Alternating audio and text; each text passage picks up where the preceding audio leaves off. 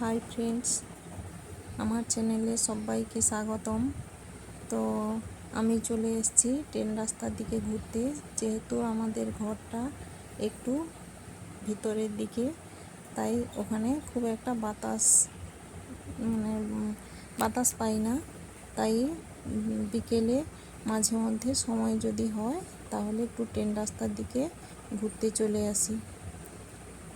আরও অনেকে আসে এখানে। ট্রেন রাস্তা যেহেতু একটা খোলামেলা জায়গা, এখানে খুব সুন্দর বাতাস লাগে, কিন্তু সাবধানে বসতে হয়, সব সময় লক্ষ্য রাখতে হয় দুদিকে কখন ট্রেন চলে আসবে।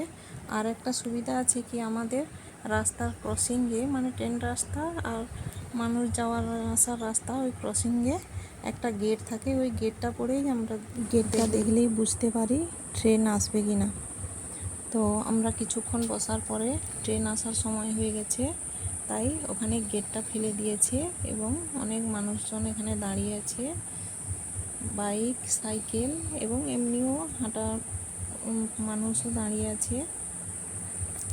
তো ট্রেনটা এলে আপনাদের দেখাবো। এখন বাজে সন্ধ্যা 6:38। তো সন্ধ্যা হয়ে এসছে, তাই ছবিটা একটু অস্পষ্ট দেখাচ্ছে। তো ট্রেন চলে এসছে, ওই যে আলো দেখা যাচ্ছে। আর আমরা তখন একটু সাইডের দিকে দাঁড়িয়েছিলাম, অন্ধকার দেখা যাচ্ছিল না।